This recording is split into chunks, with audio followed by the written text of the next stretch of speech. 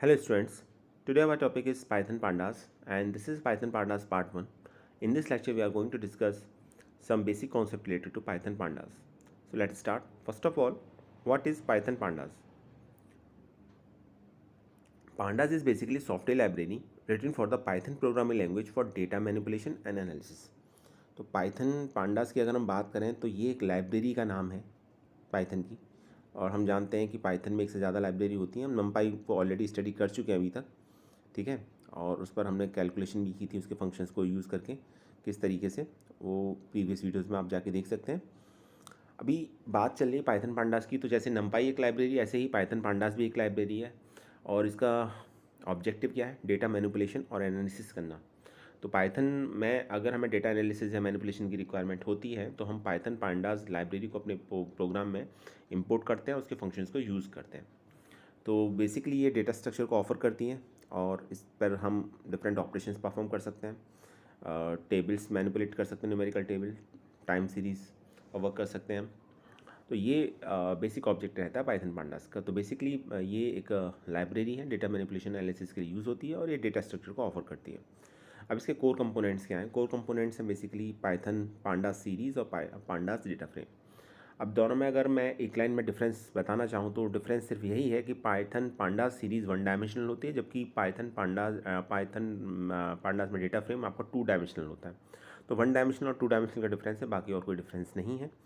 एक डायग्राम के थ्रू इसको आसानी से समझने की कोशिश करेंगे। ये देखिए, दैट इज़ अ डायग्राम। ये एक सीरीज़ है, ये भी एक सीरीज़ है। इन दोनों सीरीज़ को अगर हम ऐड करेंगे तो ये हमें एक डेटा फ्रेम मिलेगा, ठीक है। पहली सीरीज़ का जो कॉलम नेम है वो एप्पल है, दूसरी सीरीज़ का जो कॉलम नेम है वो ऑरेंज है। इन दोनों को ऐड किया तो हमने एक डेटा फ्रेम मिला। डेटा फ्रेम में एप्पल और ऑरेंज दोनों एक कॉलम नेम की तरह वर्क करेंगे।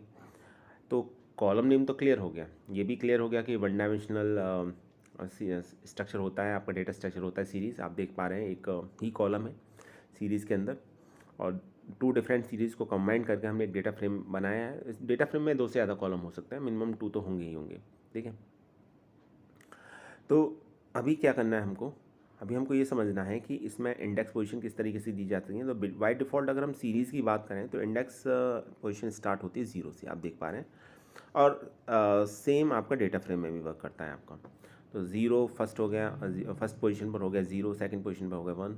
तो इस तरीके से आगे ये इंडेक्स पोजीशन बढ़ती हैं आपकी 0 1 2 3 इस तरीके से बाय डिफ़ॉल्ट। हम इनको नेम भी दे सकते हैं, अलग बात है, आगे देखेंगे किस तरीके से रीनेम किया जा सकता है इसको या नेम दिया जा सकता है इनको। लेकिन अगर हम नेम नहीं देते तो बाय डिफ़ॉल्ट जो इंडेक्स पोजीशन होती है सीरीज़ या डेटा फ्रेम में वो आपकी 0 से स्टार्ट होती है। तो सीरीज़ असेंशियली एक कॉलम, अगर सीरीज़ होगी तो उसके अंदर एक कॉलम ज़रूर होगा, ठीक है। और data frame is a multi dimensional table made up of collection of series. तो और अगर हम डेटा फ्रेम की बात करें, जैसे डेफिनेशन कह रही है कि डेटा फ्रेम आपका मल्टी डायमेंशनल टेबल होता है जो सीरीज़ का कलेक्शन होता है। तो ये हम ऐसे कह सकते हैं कि data frame is nothing but only the collection of different series, क्योंकि सीरीज़ में सिर्फ एक कॉलम होता है, ठीक है। और इंडेक्स पोजीशन को मैं ऑलरेडी डिफाइन कर चुका हूँ। तो अभी हम 1 बाय 1 स्टडी करेंगे। सबसे पहले सीरीज़ को स्टडी करेंगे, क्योंकि सीरीज़ बेसिक कॉन्सेप्ट सीरीज़ ही है, वो समझ में आ जाएगा तो डेटा फ्रेम भी क्लियर हो जाएगा आपको। चलिए स्टार्ट करते हैं। Pandas series. तो सबसे पहले इसके स्ट्रक्चर की बात करते हैं कि सीरीज़ को कैसे क्रिएट किया जाए। सबसे देखिए, सीरीज़ और फंक्शन की बात तो हम बाद में करेंगे, लेकिन पहले हमें ये पता होना चाहिए कि अगर हमें सीरीज़ क्रिएट करनी है तो सीरीज़ को क्रिएट कैसे करना है, सिंटैक्स क्या है सीरीज़ का। तो इसको एक कंस्ट्रक्टर की हेल्प से क्रिएट किया जा सकता है। हमें लिखना होगा पांडास डॉट सीरीज़, ठीक है। और इसमें 4 पैरामीटर वैल्यूज़ है, डेटा, इंडेक्स, डी टाइप और कॉपी। इनको समझना ज़रूरी है। पांडास लिखना क्यों ज़रूरी है? पांडास जैसे मैंने बताया एक लाइब्रेरी है और सीरीज़ इस लाइब्रेरी को बिलोंग करता है आपका। तो हमें पांडास डॉट सीरीज़ लिखना पड़ेगा जब भी हम किसी फंक्शन को एक्सेस करना चाहते हैं। किसी जो पर्टिकुलर किसी लाइब्रेरी से बिलोंग करता है तो पहले उस लाइब्रेरी का नेम लिखना पड़ता है, फिर डॉट लगाना पड़ता है और फिर उसके बाद फंक्शन का नेम लिखना पड़ता है। तो जैसे इस केस में किया पांडास डॉट सीरीज़। अब पैरामीटर वैल्यू पैरेंथेसिस के अंदर जो वैल्यू दी जाती है ये आप देख पा रहे हैं, ये सब पैरामीटर्स वैल्यूज़ हैं। तो अभी सबसे पहले क्या है? डेटा। डेटा क्या है? वो रॉ डेटा जिसको हमको सीरीज़ में कन्वर्ट करना। अब ये क्या हो सकता है? ये हो सकता है एक एनडी एरे हो, ठीक है, कोई लिस्ट हो, ये भी हो सकता है कोई कांस्टेंट हो। तो कांस्टेंट की हेल्प से, लिस्ट की हेल्प से या एनडी एरे की हेल्प से हम सीरीज़ बना सकते हैं। हमारे पास डेटा होना चाहिए, तो डेटा है तो हम सीरीज़ में कन्वर्ट कर सकते हैं। नेक्स्ट आता है इंडेक्स। अब जब सीरीज़ बन जाएगी, जैसे आपने पिछली बार डायग्राम में देखा, मैं दिखा देता हूँ एक बार और, ये सीरीज़ है और ये इसकी इंडेक्स पोजीशन है, ठीक है। तो आपको इंडेक्स पोजीशन बताना भी ज़रूरी है उसके साथ साथ। तो अगर नहीं बताएंगे तो डिफ़ॉल्ट वैल्यूज कंसिडर होंगी, लेकिन अगर आप डिफ़ॉल्ट वैल्यू नहीं देना चाह रहे हैं और अपनी तरफ से इंडेक्स वैल्यू देना चाह रहे हैं, तो उसके लिए एक पैरामीटर है इंडेक्स, इसको यूज़ करना पड़ेगा। Index value must be unique and hashable and same length as data. तो ये यूनिक होनी चाहिए, हैशेबल होनी चाहिए और इसकी डेटा की लेंथ के इक्वल होनी चाहिए, सेम लेंथ एज डेटा, ठीक है। जितनी डेटा की लेंथ है उतनी होनी चाहिए। डेटा अगर मान लीजिए 5 डेटा है आपका, एरे के 5 एलिमेंट्स हैं, एरे को आप सीरीज़ में कन्वर्ट कर रहे हैं, तो इंडेक्स भी आप 5 वैल्यू ही देने पड़ेंगे आपको। तो अगर हम कोई इंडेक्स पास नहीं करते, क्वेश्चन यहाँ पर ये है कि अगर हम कोई इंडेक्स पास नहीं करते तो क्या होगा, क्या कोई एरर आएगी? आंसर नहीं, एरर नहीं आएगी। उस केस में डिफ़ॉल्ट इंडेक्स वैल्यू पास की जाएंगी और उसके लिए आप ये समझिए कि डिफ़ॉल्ट जो इंडेक्स काउंट होगा वो इस फंक्शन के थ्रू होगा, np.arrange n। इस फंक्शन के थ्रू जो सबसे पहले काउंटिंग होगी, ये समझ लीजिएगा कि इंटीजर्स नंबर आएंगे।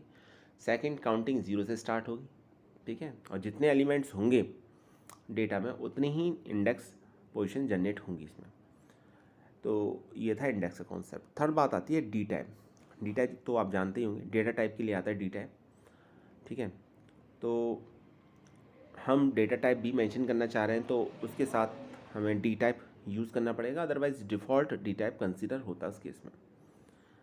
नेक्स्ट आता है कॉपी पैरामीटर, ठीक है। डिफ़ॉल्ट इसकी वैल्यू फॉल्स होती है और आप इसकी वैल्यू ट्रू भी कर सकते हैं, तो या तो copy is equal to true होगा या फॉल्स होगा। बाय डिफ़ॉल्ट तो फॉल्स होता ही है।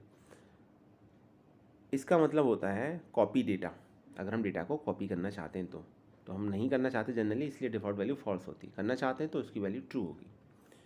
तो एटलीस्ट इसमें यह है कि जब आप सीरीज़ फंक्शन के थ्रू सीरीज़ को क्रिएट कर रहे हैं या सीरीज़ कंस्ट्रक्टर के थ्रू सीरीज़ को क्रिएट कर रहे हैं, तो उसमें डेटा तो आप दें। अगर डेटा भी नहीं देंगे तो फिर एम्प्टी सीरीज़ क्रिएट होगी, लेकिन डेटा देंगे बाकी नहीं देंगे तो इंडेक्स की डिफ़ॉल्ट वैल्यू होती जनरेट हो जाता है। इंडेक्स, डी टाइप, कॉपी तीनों की डिफ़ॉल्ट वैल्यूज़ होती है, तो उतना हमें कोई इफेक्ट करेगा नहीं, ठीक है। लेकिन अगर हम देना चाह रहे हैं इंडेक्स की कुछ और वैल्यू, डेटा टाइप चेंज करना चाह रहे हैं, कॉपी करना चाह रहे हैं, तो फिर हम इंडेक्स, डी टाइप और कॉपी पैरामीटर वैल्यूज़ को भी यूज़ कर सकते हैं। जहाँ तक डेटा की बात है तो डेटा एनडी एरे की फॉर्म में हो सकता है, लिस्ट की फॉर्म में हो सकता है, और मे बी कोई ये स्केलर वैल्यू हो, तो भी हम उसकी हेल्प से सीरीज़ को क्रिएट कर सकते हैं। फॉर्मूला बिल्कुल सिंपल है, याद करने का तरीका बिल्कुल आसान है। लाइब्रेरी का नेम लिखिए पांडास, जैसे यहाँ लिखा हुआ पांडास डॉट सीरीज़, ठीक है। सीरीज़ में एस कैपिटल होगा, याद रखिएगा। प्रोग्राम टाइप करते समय ये ध्यान रखिएगा, स्मॉल एस पर इसमें मिस्टेक आएगी। तो पांडास डॉट सीरीज़, सबसे पहले लाइब्रेरी का नाम, फिर डॉट करके फंक्शन का नेम। फंक्शन का नेम है सीरीज़। सीरीज़ वो फंक्शन है जो डेटा को सीरीज़ में कन्वर्ट करता है, और हमें अभी यही काम सीखना है कि किस तरीके से डिफरेंट टाइप्स के डेटा को सीरीज़ में कन्वर्ट किया जा सकता है। बाकी इसके पैरामीटर्स वैल्यूज़ की बात है तो वो है डेटा, इंडेक्स, डी टाइप और कॉपी। चलिए आगे देखते हैं। तो अभी सीरीज़ में इनपुट के लिए हम देखते हैं कि हम सीरीज़ किस तरीके से क्रिएट कर सकते हैं। तो एरे की हेल्प से क्रिएट कर सकते हैं, डिक्शनरी की हेल्प से भी क्रिएट कर सकते हैं, और स्केल वैल्यू और कांस्टेंट की हेल्प से भी क्रिएट कर सकते हैं। तो सबसे पहले तो जो काम हमको करना है या हमें जो आना चाहिए वो ये कि हमें एक एम्प्टी सीरीज़ कैसे क्रिएट कर सकते हैं ये पता होना चाहिए। तो एम्प्टी सीरीज़ क्रिएट करने का तरीका बड़ा आसान है। सबसे पहले तो आपको अपने प्रोग्राम में पांडास लाइब्रेरी को इंपोर्ट करना होगा। उसके लिए आप लिखेंगे import pandas as PD. Then after हमको सीरीज़ फंक्शन की हेल्प से सीरीज़ को क्रिएट करना होगा। अब देखिए, अब चूँकि आपको कोई वैल्यू पास नहीं करनी तो आपको डेटा देने की ज़रूरत नहीं है। डेटा, चूँकि आप डेटा चाहते ही नहीं है तो डेटा देंगे ही नहीं। आप कोई डेटा देंगे ही नहीं तो जो सीरीज़ क्रिएट होगी सीरीज़ फंक्शन से, उस केस में वो एक एम्प्टी सीरीज़ क्रिएट होगी, जैसे इस केस में हुआ है। हमने लिखा import pandas S P D, next line में अंदर आप देख पा रहे होंगे S P D dot series, और पैरेंथेसिस के अंदर कोई पैरामीटर वैल्यू पास नहीं की, डेटा ही पास नहीं किया। इंडेक्स और डी टाइप और उसकी तो कोई ज़रूरत पड़ेगी नहीं फिर, क्योंकि जब डेटा ही नहीं है तो क्या उसका इंडेक्स वैल्यू होगी, क्या उसका डेटा टाइप होगा, और क्या कॉपी होगा, ठीक है।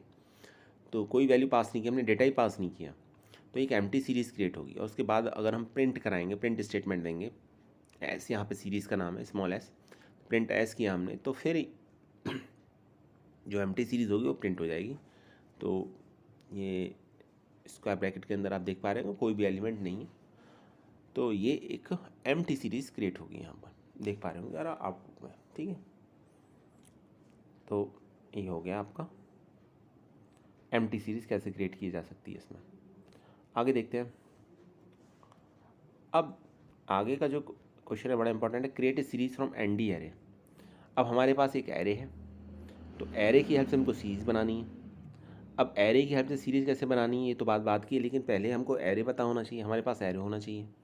एरे नहीं है तो पहले हमको एरे क्रिएट करना पड़ेगा, ठीक है। और एरे कैसे क्रिएट होता है ये हम ऑलरेडी पढ़ चुके हैं नंपाई एरे में। तो अभी तो हमको क्या करना है, अभी हमको कराना है कि हमको एक सीरीज़ क्रिएट करनी है।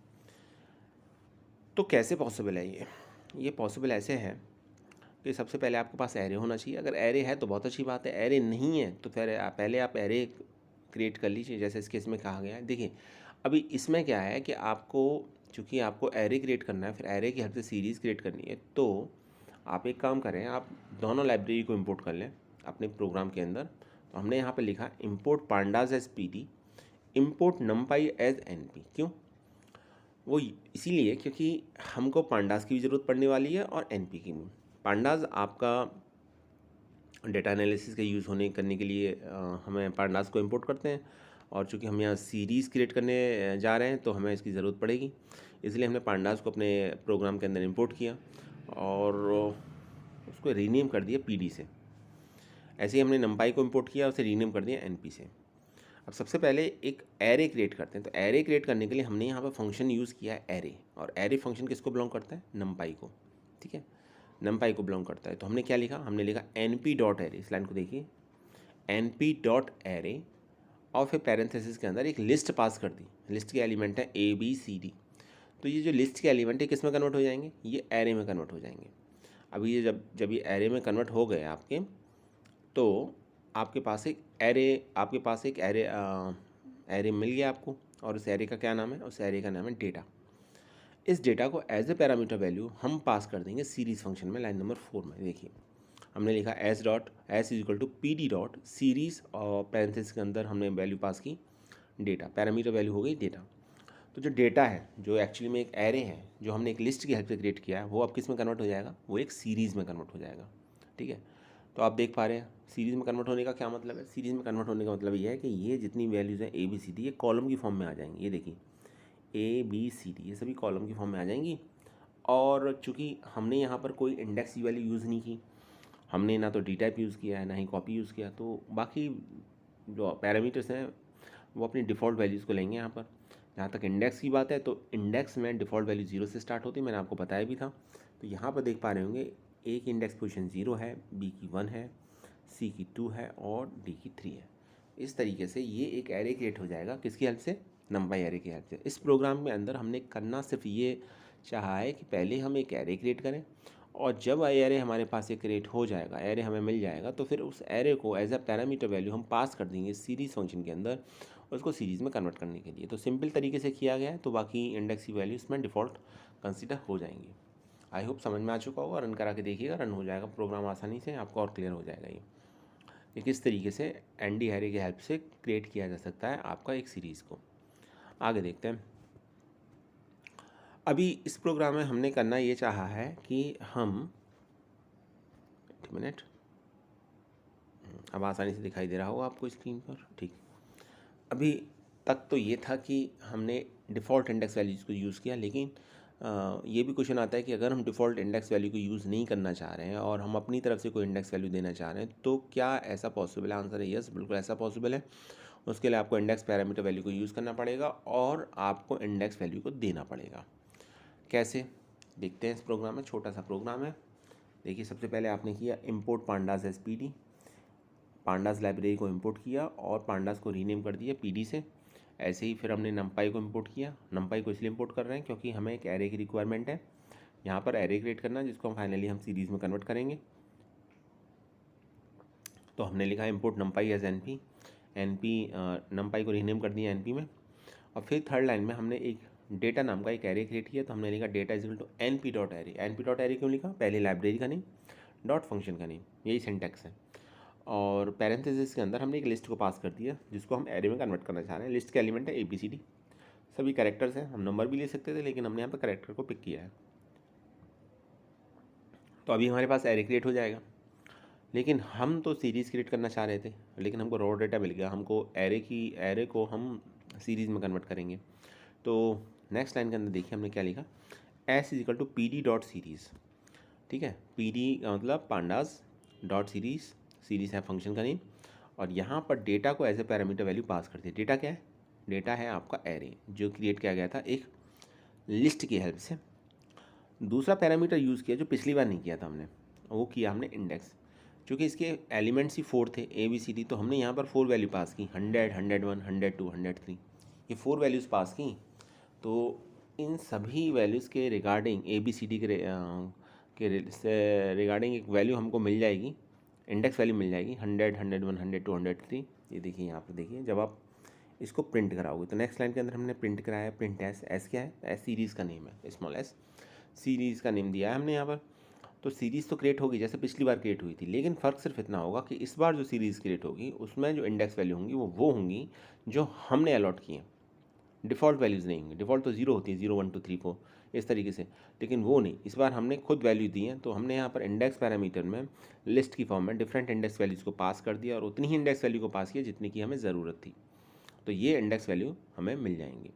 तो इससे क्या होगा? इससे ये होगा कि जो इंडेक्स वैल्यू हम देना चाह रहे हैं उस इंडेक्स वैल्यू से आपका एक एरे क्रिएट हो जाएगा, एक सीरीज़ क्रिएट हो जाएगी, सॉरी। तो आपने देखा ही।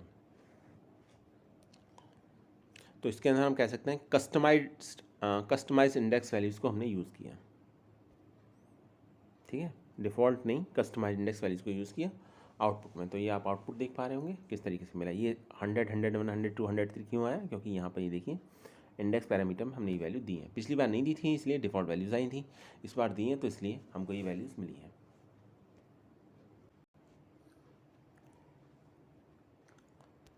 चलिए आगे देखते हैं।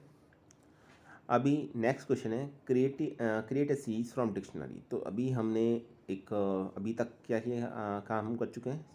हम सीरीज़ क्रिएट कर चुके हैं, एम्प्टी सीरीज़ क्रिएट कर चुके हैं, एक सीरीज़ क्रिएट की थी हमने एरे की हेल्प से, और उसमें हमने ये भी देखा कि इंडेक्स पैरामीटर को यूज़ करके हम किस तरीके से इंडेक्स वैल्यूज़ को चेंज कर सकते हैं। अभी हम करने जा रहे हैं एक डिक्शनरी को क्रिएट करने एक सीरीज़ को क्रिएट करने जा रहे हैं with the help of a dictionary. तो हमारे पास एक डिक्शनरी होगी और उस डिक्शनरी की हेल्प से हम एक सीरीज़ क्रिएट करेंगे। तो सबसे पहले तो हमें यही करना होगा, हमको देखिए हमको करना ये होगा कि सबसे पहले तो हमें अपने प्रोग्राम के अंदर पांडास लाइब्रेरी को इंपोर्ट करना होगा। तो हमने पांडास लाइब्रेरी को कर दिया इंपोर्ट। ठीक है, ये कर दिया इंपोर्ट। लिखा हुआ नेक्स्ट लाइन के अंदर इंपोर्ट नमपाई एज NP, लिखने की ज़रूरत नहीं है क्योंकि नमपाई का इसमें अभी फ़िलहाल कोई यूज़ नहीं है, तो आप इसे अवॉइड कर सकते हैं। देखिए एक बड़ी कॉमन सी बात है, अगर आप किसी लाइब्रेरी के फंक्शन को यूज़ नहीं करना चाह रहे अपने प्रोग्राम में, बावजूद उसके भी अगर आप उस लाइब्रेरी को इंपोर्ट करा लेते हैं अपने प्रोग्राम में, तो कोई एरर शो नहीं करेगा वो। ठीक है, तो ये मत सोचिएगा कि यहाँ पर NP को इंपोर्ट करा लिएगा, इसका यूज़ क्या है, कोई यूज़ नहीं है। अब आप अवॉइड कर दीजिए, कोई इशू नहीं आएगा, कोई प्रॉब्लम नहीं आएगी।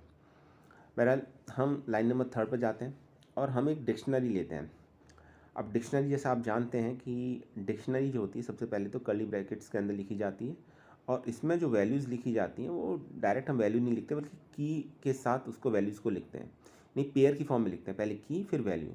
और की और वैल्यू के बीच में जो साइन होता है, जो सेपरेशन का साइन होता है वो कॉलन का होता है।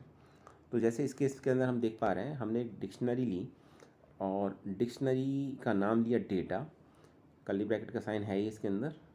ठीक है, यहाँ देख ही पा रहे हैं आप। उसके बाद की वैल्यू ली A, चूँकि ये एक कैरेक्टर है इसलिए सिंगल कोट्स के अंदर।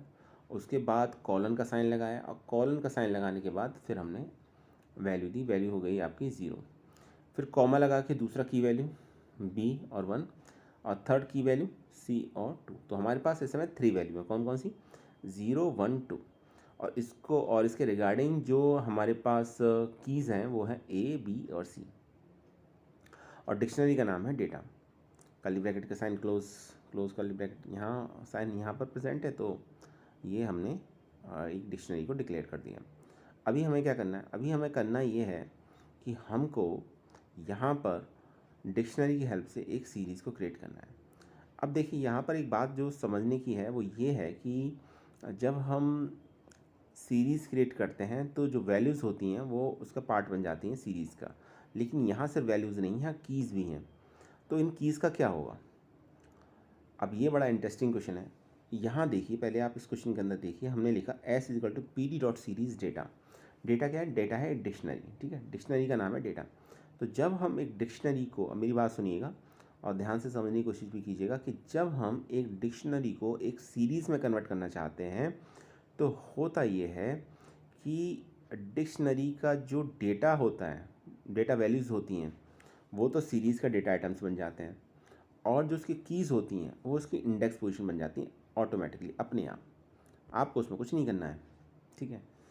आप यहाँ देखिए, आपने यहाँ पर इंडेक्स पास नहीं किया, कोई दिक्कत नहीं है, कोई प्रॉब्लम वाली बात नहीं है। लेकिन होगा ये कि जब आप एक डिक्शनरी को एक सीरीज़ में क्रिएट करोगे तो इस डिक्शनरी का जो डेटा है वो डेटा आपका एज इट इज़ सीरीज़ में ट्रांसफ़र हो जाएगा, और जो डिक्शनरी की कीज़ हैं वो इंडेक्स वैल्यूज़ का काम करेंगी, इंडेक्स का काम करेंगी आपका सीरीज़ के लिए। तो यहाँ आप देखिए कि इंडेक्स पोजीशन कौन सी है यहाँ पर, ए बी सी, और जो ए बी सी हैं वो क्या है? डिक्शनरी की कीज़ भी हैं, ठीक है। तो 0 1 2 नहीं है यहाँ पर, ये इंपॉर्टेंट बात है यहाँ पर। इस तरीके से एक डिक्शनरी को एक सीरीज़ में कन्वर्ट किया जा सकता है। तो इम्पॉर्टेंट बात यह है कि जब हम एक डिक्शनरी को, जब हम एक सीरीज़ में कन्वर्ट करते हैं तो हमें अलग से इंडेक्स वैल्यूज़ देने की ज़रूरत नहीं है। डिक्शनरी की जो कीज़ होती हैं वही इंडेक्स का काम करती हैं, इंडेक्स वैल्यूज़ का काम करती हैं एक सीरीज़ के अंदर। चलिए एक और एग्जाम्पल देखते हैं। क्वेश्चन ये आता है कि हम डिक्शनरी के साथ अगर मेरी बात को ध्यान से सुनिएगा, हम अगर डिक्शनरी के साथ डिक्शनरी को अगर हम सीरीज़ में कन्वर्ट करना चाहते हैं और हम इंडेक्स पैरामीटर का भी यूज़ करना चाहते हैं तो क्या होगा? जैसे इस केस में है, तो ये लाइन तो सेम है, नंपाई की ज़रूरत नहीं है, ये भी लाइन सेम है जो पिछली बार यूज़ की थी। इस लाइन में ये चेंज है, हमने इंडेक्स पैरामीटर यूज़ किया है और इंडेक्स की वैल्यू थी BCDA। तो क्या होगा? क्या एरर आएगी? क्या आएगा? चलिए देखते हैं। मैं थोड़ा साइज़ बढ़ा देता हूँ इसका। देखिए, अभी आप ये देखिए कि की वैल्यू B है, तो B के रिगार्डिंग वैल्यू कौन सी है? यहाँ देखिए, B से रिलेट जो वैल्यू कर रही है वो है 1। तो जब हमने इंडेक्स दिया B, तो B के इंडेक्स पोजीशन पर वैल्यू आ गई 1। फिर लिखा यहाँ C, तो C पर वैल्यू कौन सी आ गई? 2। फिर लिखा D, अब D तो है ही नहीं, डी इंडेक्स पोजीशन कोई की नहीं है, डी नाम की कोई की है ही नहीं डिक्शनरी में। तो क्या होगा? हमने तो एक इंडेक्स पोजीशन जनरेट कर दी डी से, तो क्या होगा? तो उसके रिलेटेड अगर ऐसा होता है तो फिर वहाँ पर शो करता है NaN। अभी NaN क्या है? NaN की फुल फॉर्म होती है नॉट ए नंबर, इसका मतलब मिसिंग एलिमेंट। इसका मतलब है कि ये जो की पोजीशन आपने दी है डिक्शनरी में, इससे रिलेटेड कोई एलिमेंट है ही नहीं, वैल्यू है नहीं। की तो है पर वैल्यू नहीं है, आपने की जनरेट कर दी पर वैल्यू कहाँ से लाओगे? तो की तो शो कर रहा है आपका डी इंडेक्स में कन्वर्ट होने के बाद, पर उससे रिलेटेड कोई वैल्यू शो नहीं करेगा क्योंकि आप डिक्शनरी में डी एज ए की है ही नहीं, ठीक है। तो उस केस में यहाँ NaN शो करेगा। और लास्ट में क्या है? ए से रिलेट क्या कर रहा है? 0, तो ये 0 आ जाएगा। तो जिस ऑर्डर में आपने इंडेक्स पैरामीटर के अंदर वैल्यूज़ को दिया है उसी ऑर्डर्स में वो प्रिंट भी होंगी। आपने दिया BCD है तो BCD है यहाँ पर इंडेक्स पोजीशन हो जाएंगी, और BCDA के रिगार्डिंग जो वैल्यूज़ होंगी जो डिक्शनरी में होंगी वो एक्चुअली प्रिंट हो जाएंगी। अगर वैल्यूज़ हैं तो प्रिंट होंगी, और अगर नहीं है तो फिर वहाँ NaN शो होगा, जैसा इस केस में हो रहा है। तो ये ध्यान रखिएगा। और अगर आप यूज़ नहीं करते इंडेक्स को तो वही होगा जो पिछली बार हुआ था, जो कीज़ हैं वो इंडेक्स का काम करेंगी और उससे रिलेटेड सभी वैल्यूज सिस्टमेटिक ऑर्डर में वन आफ्टर अनदर उसी तरीके से प्रिंट हो जाएंगी। यहाँ एक बात याद रखिएगा कि जब मैं सिस्टमेटिक ऑर्डर बोलता हूँ तो ये ज़रूरी नहीं है। जैसे आप जानते हैं कि जो डिक्शनरी होती है ना वो अनऑर्डर्ड डेटा आइटम्स को रिप्रेजेंट करती है। तो अनऑर्डर्ड का मतलब ही है कि उसका कोई पर्टिकुलर ऑर्डर नहीं है। तो मे बी जब वो सीरीज़ में कन्वर्ट हो तो वो उस ऑर्डर को फॉलो ना करे जिस ऑर्डर में डिक्शनरी में आपने एलिमेंट्स को लिखा है, लेकिन हाँ की वैल्यू का जो कॉम्बिनेशन है वो सेम रहेगा। मैटर ये करता है आपका, ठीक है। और जब हम इंडेक्स को देते हैं तो फिर इंडेक्स में जैसा की का ऑर्डर होता है उसी की के ऑर्डर में ही एलिमेंट्स प्रिंट होते हैं। अगर एलिमेंट्स अवेलेबल हैं तो प्रिंट होंगे, वैल्यूज़ अवेलेबल हैं तो प्रिंट होंगी, वैल्यूज़ अवेलेबल नहीं है तो फिर एन प्रिंट होगा। मेन बात ये है। तो आई थिंक ये भी क्लियर हो चुका होगा आपको किस तरीके से किया जाता है। आगे एक क्वेश्चन और देखते हैं। अभी नेक्स्ट है create A series from scalar. तो क्वेश्चन ये आता है, क्या हम किसी कांस्टेंट की हेल्प से भी सीरीज़ को क्रिएट कर सकते हैं? आंसर है यस, बिल्कुल कर सकते हैं। तो अगर आप एक कांस्टेंट की हेल्प से सीरीज़ को क्रिएट करना चाह रहे हैं तो वो भी पॉसिबल है।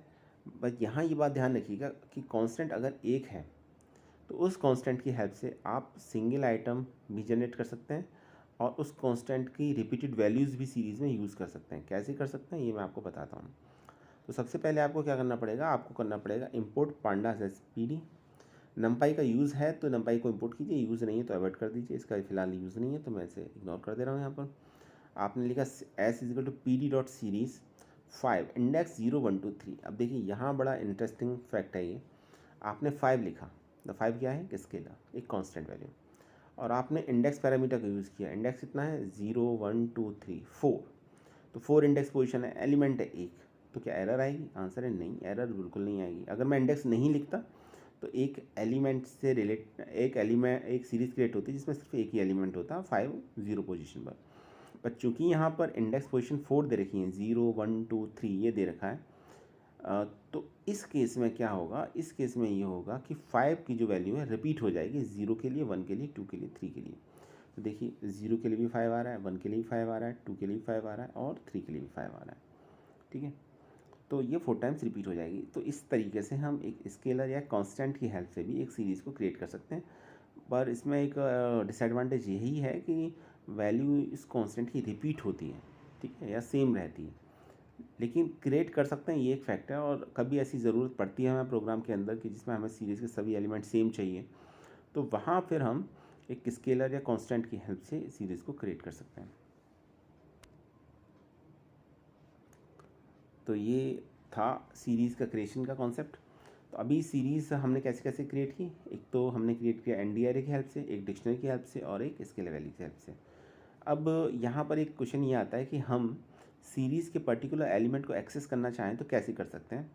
तो एक्सेस करना बिल्कुल आसान है। अगर आपने लिस्ट को पढ़ा है, स्ट्रिंग को पढ़ा है, टपल को पढ़ा है, ठीक है, तो आपको ये पॉइंट आसानी से समझ में आ जाएगा। सबसे पहले तो आप एक सीरीज़ क्रिएट कर लीजिए। मैंने यहाँ पे एक सीरीज़ क्रिएट कर ली। सीरीज़ करने के बाद अब मुझे रिट्राइव करना है, तो क्या किया मैंने, हम सीरीज़ का नेम लिखेंगे और सीरीज़ के नेम लिखने के बाद स्क्वायर ब्रैकेट के अंदर उसकी इंडेक्स पोजीशन लिखेंगे। ऐसा करने से इस इंडेक्स पोजीशन में जो भी वैल्यू होगी सीरीज़ की उसको आप एक्सेस कर पाएंगे, रिट्राइव कर पाएंगे। तो 0 इंडेक्स पोजीशन में कौन सी वैल्यू है, 1, तो आंसर आएगा 1, पहली बात। Second and the most important thing is that कि अगर आपने इंडेक्स वैल्यू दी है तो आप उस इंडेक्स वैल्यू का नाम लिख के भी सीरीज़ के एलिमेंट को एक्सेस कर सकते हो। जैसे यहाँ मैं ए लिखूँ तो ए पे जो एलिमेंट रिफ्लेक्ट हो रहा है वो कौन सा हो रहा है, वो हो रहा है 1, तो आपका 1 आएगा उस केस में भी। तो इसका मतलब मेरे पास अभी 2 मेथड्स हैं। या तो मैं उसकी जो डिफ़ॉल्ट इंडेक्स पोजीशन होती है उसके थ्रू भी एलिमेंट के आइटम को एक्सेस कर सकता हूँ, सीरीज़ के किसी भी आइटम को एक्सेस कर सकता हूँ। दूसरा तरीका ये है कि अगर इंडेक्स पोजीशन दे भी रखी है, ठीक है, आपने प्रोवाइड कराई भी है, तो उसकी हेल्प से भी हम एक्सेस कर सकते हैं, रिट्राइव कर सकते हैं।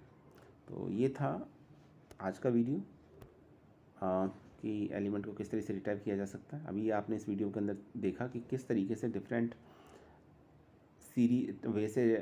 वे से सीरीज़ को क्रिएट किया जा सकता है और किस तरीके से सीरीज़ के एलिमेंट को एक्सेस किया जा सकता है।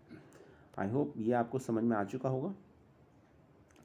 जाते जाते एक प्रोग्राम और छोटा सा देखते हैं और इसमें क्या किया गया है। अब ये देखिए वही कॉन्सेप्ट है, तो इसे मुझे बहुत ज़्यादा डिटेल में बताने की ज़रूरत नहीं है क्योंकि ये हमने नंपाई में भी पढ़ा था। किस तरीके से एलिमेंट को एक्सेस किया जा सकता है वो सेम ही रहता सभी के लिए।